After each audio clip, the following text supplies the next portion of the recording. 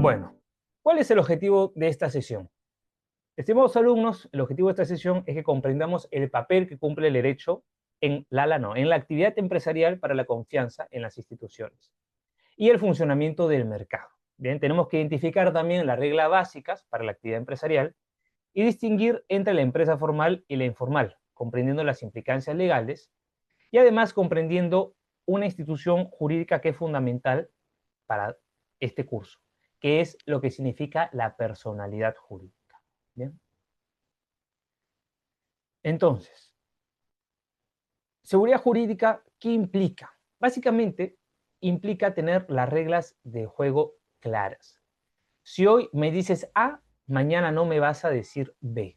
Si hoy yo quiero desarrollar un negocio, por ejemplo, digamos que la ley permite, de hecho en el Perú se permite la libertad empresarial en términos generales.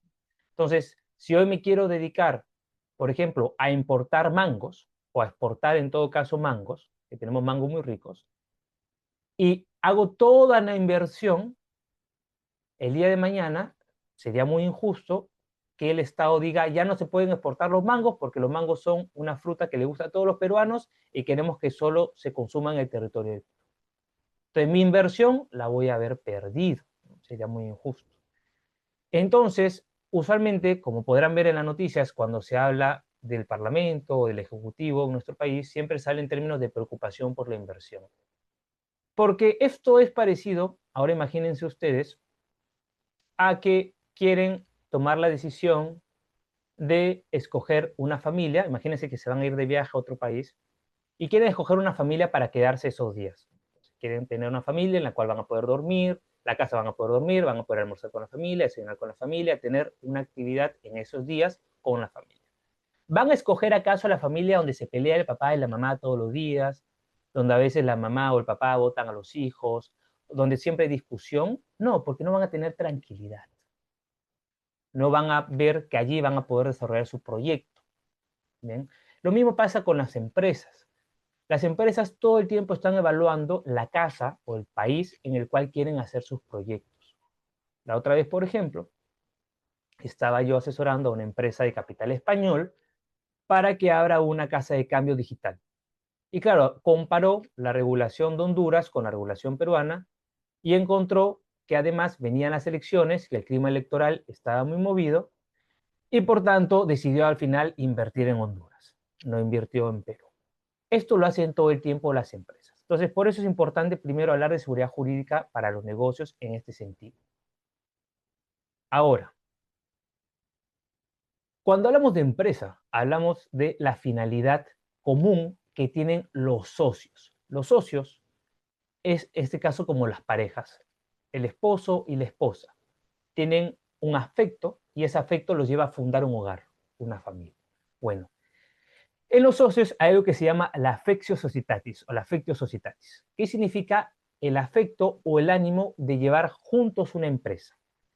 Yo no sé si habrán leído Los Tres Mosqueteros de Alejandro Dumas, o al menos habrán visto la adaptación que tiene Disney en dibujos animados de esta historia, pero básicamente estos mosqueteros, más allá del contexto histórico en el que se hace esta novela, tienen un lema muy conocido, que es uno para todos y todos para uno. Esto, en el fondo, es lo que simboliza el pacto social, la voluntad de hacer empresas juntos.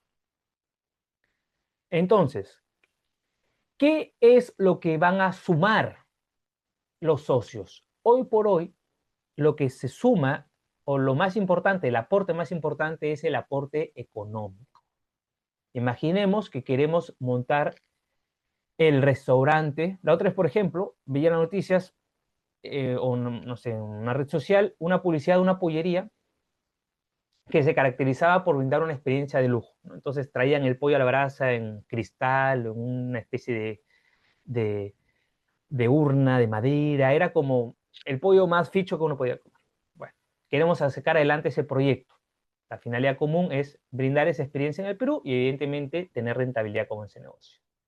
Entonces, claro, a lo mejor yo tengo $50,000, me busco otros socios que tengan también 20,000, 30,000 y hacemos un proyecto, un capital social para llevar a cabo esa empresa. Capital viene precisamente de los recursos de inversión. Voy a poner a invertir un dinero en una actividad productiva.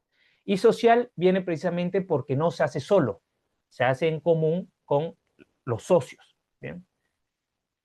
Entonces, esto está pensado usualmente no en emprendimientos pequeños, ¿no? A lo mejor ustedes pueden hacer la actividad empresarial incluso como persona natural y no como empresa, en el sentido de decir persona jurídica, que ahora vamos a ver la diferencia entre persona natural y persona jurídica. Y a lo mejor ustedes pues no necesitan asociarse con nadie, ¿no? O a lo mejor quieren vender brownies en su barrio o bodoques. Bueno, ustedes comprarán con 100 soles seguro la fruta, los plásticos para el bodoque y venderán los marcianos con un aviso que pongan en la puerta de su casa y listo. Al mes habrán ganado 500 soles. Para eso no se necesita pues seguro fundar una empresa. Pero supongamos que quieren poner un colegio, por ejemplo. O sea, quieren o una empresa de explotación mineral o una empresa de logística portuaria. Es decir, son proyectos de mayor envergadura que requieren capital. Y para ahora, hablar sobre la persona jurídica, que acabo de mencionar este concepto, yo obviamente quiero señalar que en la pantalla podemos ver a alguien y la respuesta es no. Nadie puede identificar a esta persona, porque primero no sabemos quién es. Entonces, hay que hablar siempre, cuando hablamos de una persona, de identidad. Por ejemplo, tampoco yo les acabo de colocar a una persona, pero seguramente podrán tener, sobre todo a los que les gusta el fútbol, elementos ya que van identificando para saber que este dibujo hace referencia a Cristiano Ronaldo, ¿no? Vemos el 7, la camiseta de Portugal, la banda de capitán, el corte de pelo, entonces nos hacemos ya una idea. Y después, por ejemplo, tenemos, ahora sí, la imagen de una persona, la fotografía de Lionel Messi, el mejor jugador del mundo. Entonces, Lionel Messi tiene eso, tiene un nombre, tiene un rostro, una imagen, lo podemos identificar. Además, si lo hemos escuchado en alguna entrevista, sabemos que tiene una voz, cómo habla. Bueno, la identidad es un deber y un derecho. Y esto está en la Constitución y también está recogido en el Código Civil. Para que lo sepan, la Constitución, seguro que ya lo saben, es el conjunto de normas fundamentales y elementales que ayudan a dos cosas. Primero, a organizar políticamente un Estado. Entonces dividimos los poderes del Estado, las funciones que cada poder va a tener, cómo se van a ejercer esas funciones, es decir, ayudan a establecer las reglas de juego como comunidad política. Y segundo, la Constitución pone unas reglas básicas que no se pueden transgredir, que son muchas veces relacionadas a los derechos fundamentales, como el derecho a la vida, el derecho a la identidad. Ninguna ley podría decir que a partir de mañana está prohibido llevar un nombre. Eso sería inconstitucional, absurdo. ¿Bien? Entonces, la Constitución recoge determinados derechos mínimos que los políticos, como los congresistas, los presidentes, el BCR, el Tribunal Constitucional, etcétera, todo el aparato estatal debe respetar. De hecho, la Constitución nace, acuérdense, en la Revolución Gloriosa, que ocurre en Reino Unido. ¿Por qué? Porque al rey se le va a poner límites y al rey se le dice, usted señor tiene poder solo porque nosotros, el parlamento, la representación del pueblo, le dan ese poder. Bien, entonces ahí nace la Constitución. Ahora bien, el nombre, la identidad es un deber y es un derecho y también un deber o una obligación. Si el día de mañana un carro atropella a alguien, ¿cómo podemos saber qué carro fue? Hay un deber de identificarnos en el vehículo, llevar una placa. ¿Bien? Lo mismo, si el día de mañana nosotros cometemos un delito, ¿cómo nos pueden identificar? Entonces, es un deber, ¿por qué? Porque como estamos dentro de una comunidad política, también al tener una identidad se nos puede atribuir determinadas obligaciones o consecuencias jurídicas, no solo derechos. ¿Y desde cuándo la persona natural, nosotros como persona, tenemos estos derechos? Nosotros tenemos estos derechos desde que somos, desde que nacemos como persona, ojo.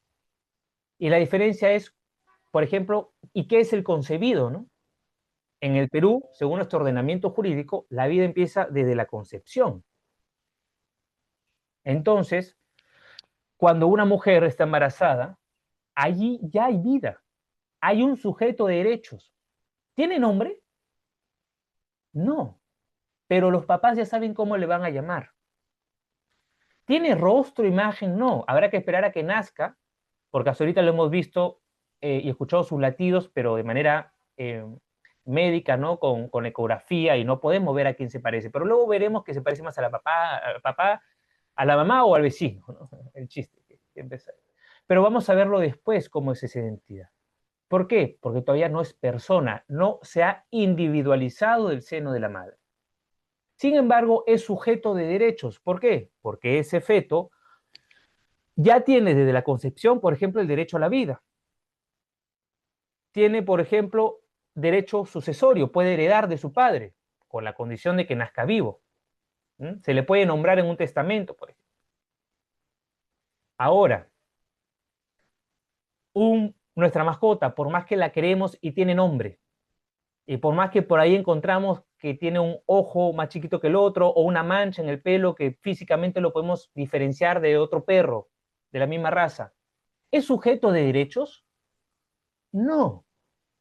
Y la razón es que para ser sujeto de derechos tenemos que tener libertad. ¿Por qué? Porque si no podemos organizar nuestra vida, no podemos entonces tener responsabilidad por los actos que hacemos. Si yo el día de mañana asesino a alguien o mato a alguien, esa acción va a tener una consecuencia jurídica y me voy a ir a la cárcel. Si es que lo hice con conciencia y libertad, ¿no? Otra cosa es que a lo mejor estoy caminando con un cuchillo porque vamos a partir la torta del cumpleaños del sobrino Jaimito, alguien se tropieza, un niño de la fiesta se tropieza, me empuja y yo caigo con el cuchillo justo en el corazón de otro niño y lo mato. ¿Hubo una acción libre? No, hubo una fuerza de tercero. Esto es lo que hace que en la defensa de muchos casos penales hablemos de la falta de acción. Pero cuando nosotros hablamos de manera general y compramos una casa, por ejemplo, tenemos el derecho de usar esa casa, de venderla, es nuestra propiedad. También tenemos el deber de pagar unos impuestos. Y para eso hay que saber quién es la persona que ha comprado la casa y que ahora tiene que pagar impuestos. Porque la persona vive en sociedad. Entonces, el derecho, ¿por qué existe? El derecho existe porque ocurren hechos que tienen una valoración y eso tiene luego una consecuencia jurídica. Por ejemplo, casarse con dos personas o con más de una persona, ¿está mal? Si le preguntamos a nuestros amigos árabes, van a decir que no. Entonces, en esa comunidad, el hecho es casarse con más de una persona. Valor positivo, consecuencia negativa, ninguna. En el Perú, sí hay una valoración negativa y es el delito de la bigamia. Esto es la teoría tridimensional del derecho. Entonces, la persona, precisamente, tiene libertad, tiene capacidad de organizarse y entonces es pasible de ser sujeto de derechos y obligaciones. Y además, la personalidad jurídica es importante porque quiere decir que alguien tiene capacidad jurídica. ¿Qué significa capacidad jurídica? Capacidad precisamente de la facultad de hacer algo y jurídico que tenga consecuencias jurídicas. ¿Un niño de 5 años puede tener capacidad jurídica para comprar una casa? No tiene. La va a tener cuando cumple 18. Va a ser mayor de edad y la ley le va a permitir usar esa facultad. Mientras que no sea mayor de edad, tiene la capacidad restringida. O, como dice el código, es un incapaz absoluto. Entonces, ser persona implica también tener la facultad de desarrollar actos que eso va a implicar que va a replicarse en la sociedad. Volviendo a nuestro ejemplo, cuando los tres mosqueteros dicen todos para uno y uno para todos, no se están refiriendo a hacer las cosas juntas, coordinadas los tres al mismo tiempo, sino que están diciendo que ellos tres ahora van a ser una unidad, valga la redundancia. Por ejemplo, cuando el profesor, digamos que asigna un trabajo grupal, entonces le asigna un trabajo grupal a Clara, Josué y Laura. El profesor no va a poner 3 notas, va a poner una. Porque Clara, José y Laura han organizado el trabajo como una unidad. Bien. Ahora, en algunos casos, a esta unidad se le permite tener personalidad jurídica. Por ejemplo, en algunos casos no. Ahora voy a explicar lo siguiente. Esposos, por ejemplo. Cuando el hombre y la mujer se casan, tienen lo que se llama una sociedad de gananciales. Por ejemplo, compraron un carro estando casados. Ese carro es de los dos, salvo que se hayan casado con bienes separados. Pero si no, el carro es de los dos. Quiere decir, quiere decir que en ese matrimonio hay tres personas, no, es el señor y la señora. Pero hay un patrimonio común. Entonces, si ese carro lo quiere vender el esposo, la esposa también tiene que dar su consentimiento. Es de los dos. ¿Bien? Esto es, y si ese matrimonio luego se divorcia, ese patrimonio común se divide en 50-50 y se hace el reparto. Entonces, cuando ellos son el uno para el otro y van a comprar un carro, necesitan la firma de los dos, porque ambos están contrayendo la obligación. Si van a comprar una casa, se necesita el consentimiento de los dos. Bien, pero se necesita a los dos. Es distinto cuando se forma una empresa y a esa empresa se le da personalidad jurídica. Ahora lo vamos a explicar. Supongamos que los tres mosqueteros quieren vender brownies. Bien, quieren vender brownies para el reino. Entonces los tres mosqueteros han creado su Instagram. ¿Ya? Y una vez que crean el Instagram, le ponen la brownicería.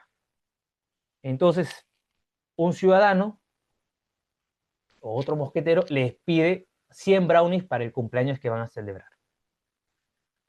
Supongamos que hay una falla en la producción y los brownies no se logran hacer. Bueno, esos mosqueteros con la brownicería le han causado un daño y perjuicio a esa persona, porque ahora su fiesta salió mal y siente que ha sufrido un daño. Pregunto, ¿esta persona a quién va a demandar? Algunos seguro deben estar pensando, van a demandar a la brownicería. Pero yo pregunto, ¿la brownicería es una empresa o solo es una marca comercial que ellos han creado y que gestionan? La respuesta es la segunda. Porque cuando creamos una empresa, una persona jurídica, lo que estamos diciendo es que hemos creado en el derecho a alguien más. Entonces, desde la lógica empresarial, cuando hablamos de la personalidad jurídica, lo que hablamos es que alguien más en el mundo va a tener sus propias decisiones, su propio patrimonio, su propia identidad separada de los socios que la gestionan. Es decir, como pongo acá, la empresa tiene su propio patrimonio, sus propias obligaciones y su propia responsabilidad separada de las personas que lo integran. Por esto es importante la personalidad jurídica, porque yo, así como hombre, nazco y existo en la vida, la personalidad jurídica implica que una empresa va a existir en la vida. ¿Y desde cuándo nace la personalidad jurídica de las empresas? Nacen y adquieren personalidad cuando se inscriben en el registro público, en los registros públicos. Y también, si queremos que esta personalidad jurídica o esta empresa muera, hay que inscribir en los registros públicos su muerte. En cambio, si yo dejo de existir, va a ser cuando yo me muera, listo, como persona natural. Pero una persona jurídica, y precisamente se dice persona jurídica porque el derecho lo ha creado, tiene que tener su inscripción en los registros públicos para nacer. Ahora al final vamos con las preguntas. Anoten las preguntas para que no se olviden de las preguntas. Ahora, la pregunta. ¿Cómo funcionan los registros públicos? ¿Por qué son importantes los registros públicos? Bueno, los registros públicos son importantes, y esto lo van a poder leer también en las separatas que les he dejado, porque nosotros no podemos saber toda la realidad jurídica que existe. Por ejemplo, si yo el día de mañana quiero comprar una casa y Clara me está vendiendo su casa, entonces, claro, Clara me va a decir que ella es la dueña y a lo mejor me da papeles que acreditan que ella es la dueña.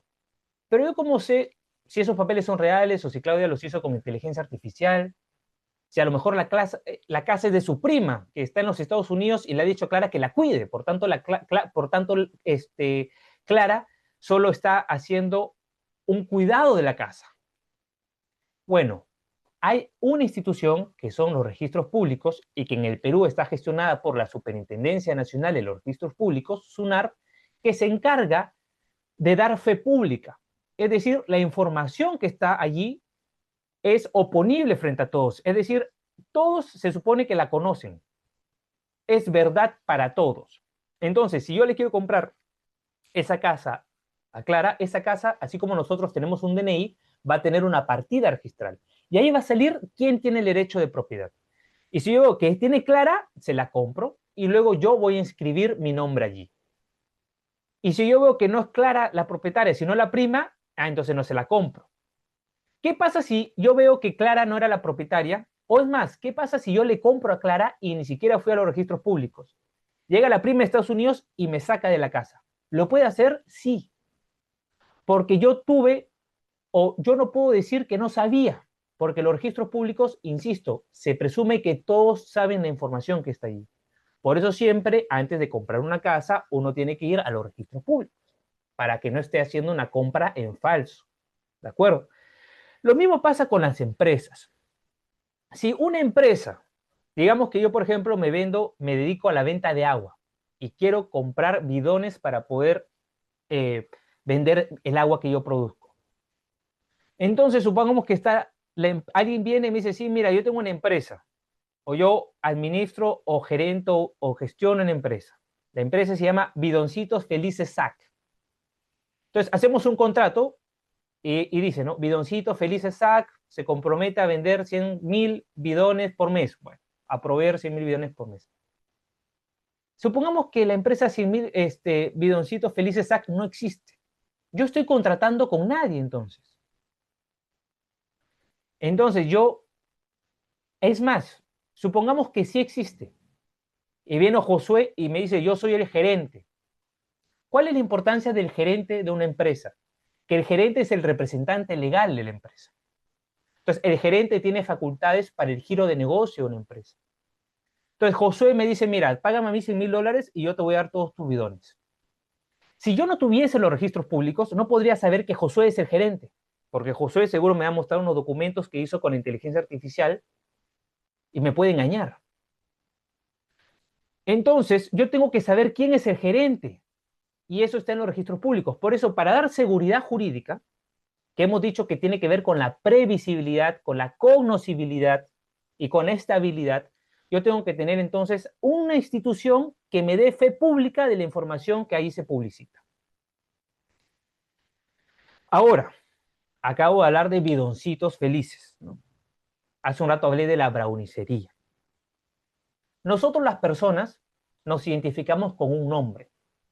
Las empresas en la actualidad se identifican con lo que se conoce denominación societaria o denominación social. Denominación viene de nombre, tienen un nombre. Y denominación social porque el nombre, así como nosotros tenemos nombre y apellido, la denominación social tiene que identificar cuál es la forma de esa empresa. Me explico. Yo, por ejemplo, soy Diego, pero soy Vega Felche. Es decir, yo no solo digo mi nombre, sino que tengo que identificar de qué familia vengo. Bien, yo soy de la familia Vega Felche. La familia Vega Felche tiene una forma distinta a la familia Rojas Prada. La familia Vega Felche tiene 4 hermanos, los papás viven juntos, hay determinadas reglas, tienen cierto tipo de sangre, ciertos problemas genéticos. Bueno, la familia Rojas Prada tiene otra composición, otra forma. Lo mismo pasa con las empresas, pero las empresas pueden tener un número limitado de formas. Esto lo pueden leer en la sesión que les he colocado. Ahorita voy a referirme a las formas más usadas, que seguro han escuchado, que es sociedad anónima cerrada, sociedad anónima abierta. Y luego hay ciertas personalidades jurídicas como la EIRL o empresa individual de responsabilidad limitada, que no es empresa, porque para que sea una empresa tiene que haber pluralidad de socios. Sin embargo, es una personalidad jurídica que se crea con la finalidad de incentivar las inversiones. ¿Por qué? Supongamos que yo, como Diego Vega, me quiero dedicar a la exportación de termos. Entonces pido un préstamo al banco, $50,000, para importar termos y empezar a venderlos en el mercado peruano. Bueno, pedí préstamos como nombre propio, hipotequé mi casa. Pandemia, se cierra todo el transporte marítimo. Todos mis termos que pedí de China no me llegan. Me voy a la quiebra. ¿El banco se va a quedar tranquilo? No, me va a tocar la puerta, señor, venimos por su casa. Listo. Perdí mi casa solo porque quise exponerme a una actividad empresarial. Y toda actividad empresarial siempre tiene un riesgo. Entonces, ¿qué es más inteligente para el derecho? Si yo no tengo socios, pero quiero proteger mi patrimonio, creo la empresa Termos del Perú. Entonces, a Termos del Perú le asigno un capital. Ese va a ser el dinero con el cual yo voy a jugar mi inversión. Entonces yo digo, ¿sabes qué? Termos del Perú vas a tener $10,000. Ok, vino pandemia, no llegó la mercadería. Yo máximo no voy a perder toda mi casa. Ahora, máximo se va a perder el dinero que metí en esa empresa individual de responsabilidad limitada. Y por eso es el nombre.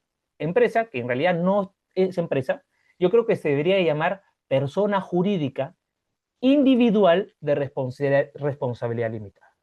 ¿Por qué? Porque limita esa inversión, ¿de acuerdo? Entonces, por eso muchas veces en el Perú se crean las IRLs, pero es distinto de las empresas, porque las empresas como sociedad sí significa que es necesario ponerse de acuerdo entre los socios. Y hay ciertas formas societarias que tienen reglas distintas. Por ejemplo, yo aquí me he inventado, a efectos de este curso, imaginemos que en el mundo de los tres mosqueteros hay tres tipos de formas societarias. Sociedad con forma de torre, sociedad con forma de barco y sociedad con forma de avioneta. Yo pregunto, ¿en una torre se necesita un capitán de navegación? No se necesita. ¿En un barco se necesita a un piloto de avioneta? No se necesita. Cada vehículo tiene una forma de conducción distinta. Una empresa o una forma societaria es un vehículo. Ahora, ¿qué es lo que se conduce? Se conduce la marcha del negocio. Se conduce, dirige y organiza la inversión. Trayendo a lo que estábamos hablando antes.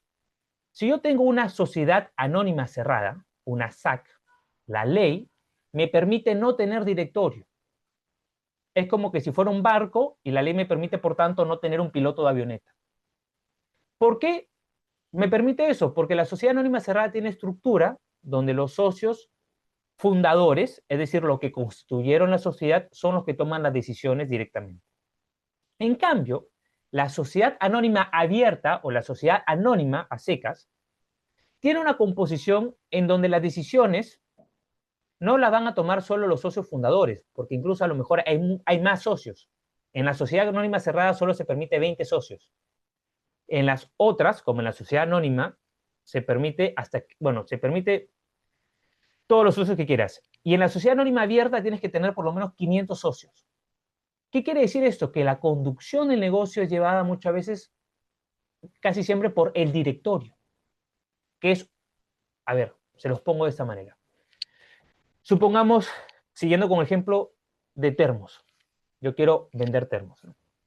Supongamos que además quiero fabricarlos, pero yo he escuchado que le dé buena porque ahora todo el mundo, está de moda la no contaminación ambiental y para evitar la botella de plástico es mejor usar termo.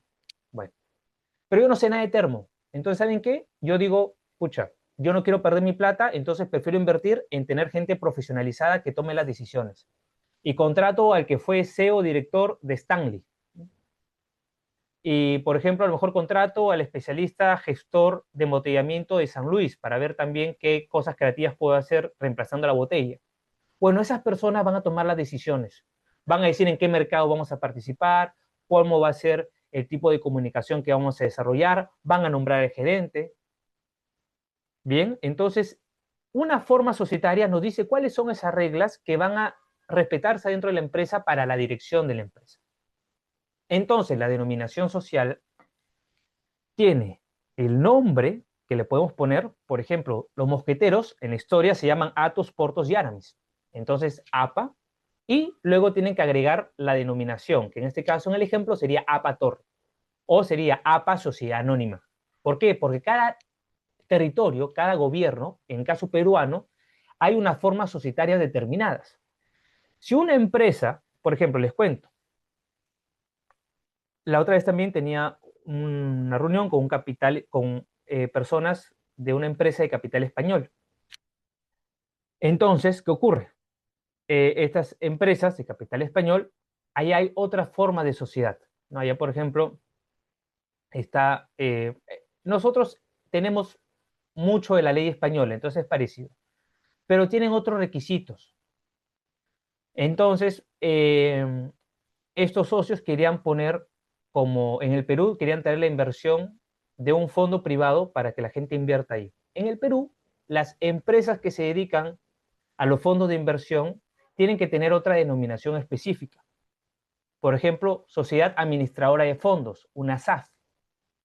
¿Por qué? Porque cuando alguien contrata con esa empresa, la denominación permite ver que es una sociedad administradora de fondos. Entonces, en el Perú se ponen requisitos para el modo en que se deben llamar las empresas, en que se deben organizar las empresas, constituir o fundar las empresas. Todo está en regla, ya todo debe estar reglamentado.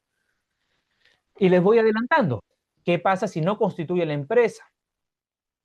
Vamos a ver ahora precisamente cuáles son los incentivos que tienen las personas para constituir empresas. Vamos a hablar, o vamos a poner este ejemplo. Los tres mosqueteros quieren hacer el negocio de importar cañones. Se han dado cuenta que va a iniciar la Tercera Guerra Mundial, entonces es negocio empezar a vender cañones para que la gente pues se arme, ¿no? Esté preparada. Entonces digamos que el lote de cañones, de 100 cañones, está a $200.000. Ahora, cuando el barco con los cañones llegaba al Perú, el barco pues sufre una tempestad, se pierden todos los cañones. ¿Y qué pasa? Que estos mosqueteros ya habían ya hecho negocios con otras personas que iban a vender en el mercado nacional estos cañones.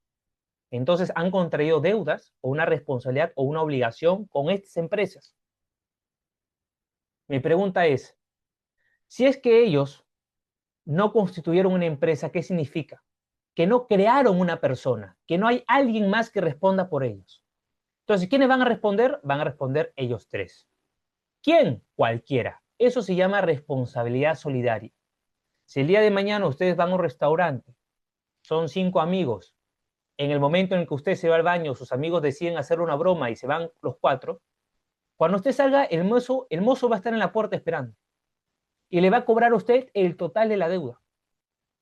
¿Por qué? Porque usted es solidario, responsable. Ok, se fueron los 4. Usted no le puede decir al mozo o al dueño del restaurante, no señor, divídame la cuenta entre 5 que yo le pago solo esa parte que a mí me corresponde.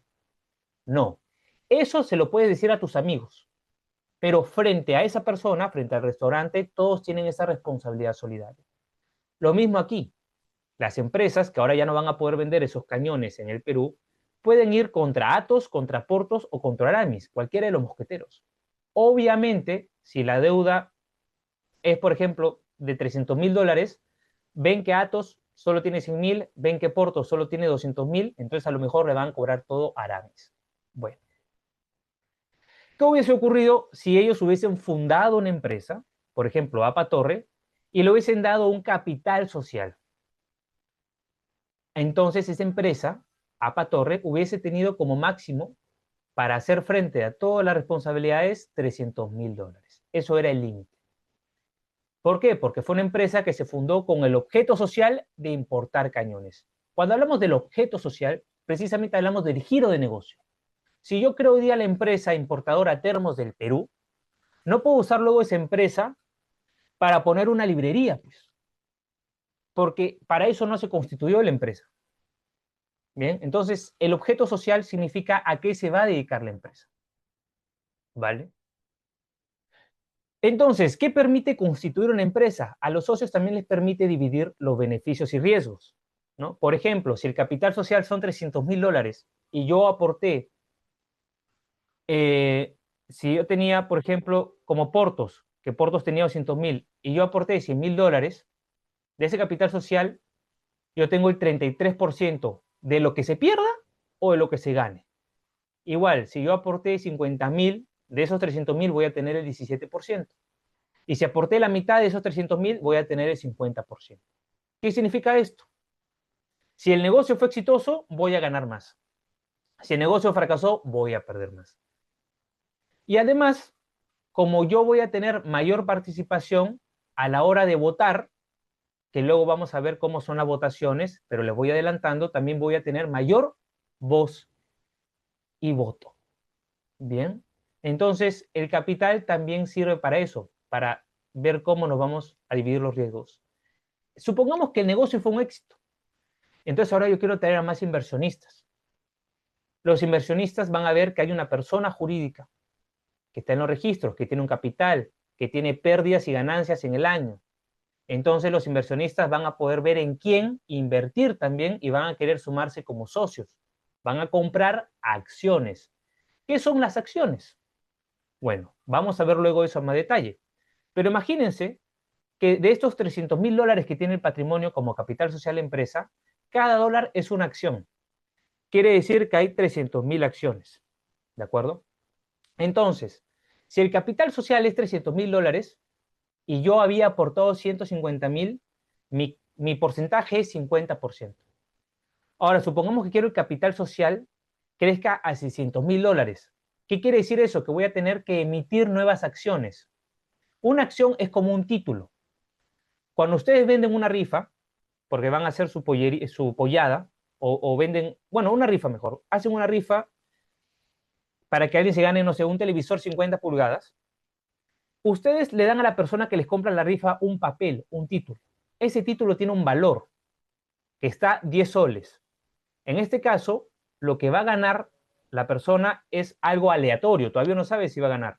Pero lo que ha comprado la persona que compra una rifa no es un papel, compra un derecho. Es un derecho a participar en un evento aleatorio donde puede ganar. Bueno, las acciones son también un documento, un papel que se te entrega, pero ahí lo que uno compra es una participación, ahí lo que uno compra es una participación sobre los beneficios y pérdidas de la empresa. Entonces, esos son las acciones. Y fundar una empresa permite organizar también económicamente el capital. Ya les había adelantado también el papel de un directorio. Bueno, cuando fundamos una empresa también podemos profesionalizar su conducción. Nombramos a un gerente, agente profesional en ese giro de negocio que va a sacar adelante la empresa. Y finalmente, hablemos de los beneficios tributarios. Obviamente, cuando yo creo una empresa, estoy creando un patrimonio específico. ¿Qué pasa? Yo como persona natural gasto en el cine, en los restaurantes, gasto en mis viajes, gasto en mi vida misma. Pero, ¿qué pasa con el patrimonio de una empresa? El patrimonio de una empresa es inversión. Entonces, supongamos que la empresa se dedica a la venta de casas, comprar y vender casas. Si yo gasto 100.000 en comprar una casa y luego la vendo a 120.000, ¿cuánto es mi ganancia? 20.000. Por tanto, mis impuestos van a ser sobre 20.000. Entonces, esto es un ejemplo para que se vea también, no sé, si yo, por ejemplo, me dedico a vender termos, pero para hacer termos tengo que comprar el aluminio, el acero inoxidable, bueno, todos esos componentes luego yo los voy a presentar como gastos. Y el Estado va a poder ver en mi contabilidad que esos gastos ahora han resultado en una actividad económica que sí me ha dado ganancias, pero el impuesto se va a cobrar entre lo que gané menos lo que me costó. Esa es la renta neta, que también vamos a exponerlo al final del curso, cómo funcionan los tributos. ¿Bien? ¿Qué se requiere para constituir una empresa? Bueno, primero se requiere socios. Ya lo dije, una empresa sin socios no es empresa. Se requiere asignarle un capital. Hay que indicar el monto del capital social. ¿Hay algún mínimo? Ustedes se preguntarán. En el Perú hay libertad de capital total. Si usted quiere, puede tener una empresa con capital social de un sol. Ahora, ¿cuál es la realidad? La realidad, como funciona en la práctica, es que usualmente el capital social no es que se guarda debajo de un colchón, ni en un sobre. Se deposita, ¿a quién? Al banco. Entonces el banco, así como cuando tú vas con tu DNI, ahora Cristel, vamos con las preguntas al final. Anoten sus preguntas, no se olviden. quiero igual terminar esta parte para que luego tengamos la otra dinámica. Entonces, cuando uno va al banco, ¿qué presenta? Su DNI y nombre para abrir siempre una cuenta bancaria. Bueno, cuando usted quiere abrir una cuenta bancaria, tiene que llevar lo que es la minuta. La minuta es ese contrato, que ya les he compartido un ejemplo, donde está la voluntad de determinadas personas naturales de constituir una empresa y está el nombre que va a llevar la empresa, la denominación social. ¿Bien? Eso es lo que requiere el banco para abrir una cuenta. Y el banco suele pedir como mínimo que para abrirte una cuenta corriente y que puedas poner ahí el capital sea más o menos 500 soles. Eso suele ser el monto que pide. Ahora, el capital social, ¿qué busca? Busca ser una cifra que represente cuánto patrimonio tiene la empresa para asumir obligaciones. Si un capital social, a ver, imagínense ustedes, imaginémonos que José quiere ir al banco y pedir un préstamo de 50.000 soles.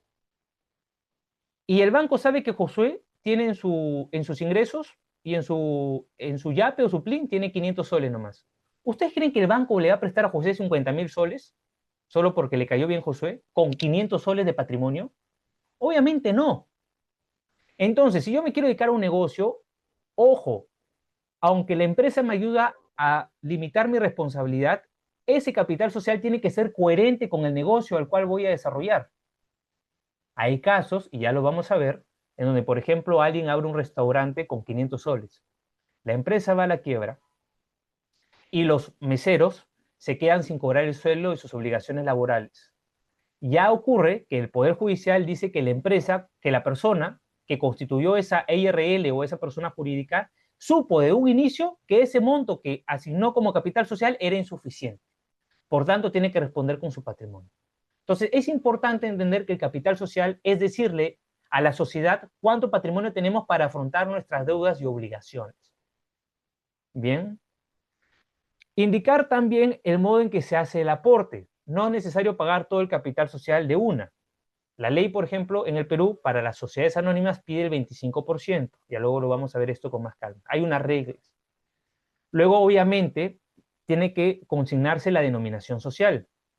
Yo les voy a dejar como trabajo leer la separata, que ya tienen ese trabajo, y entender qué es la razón social.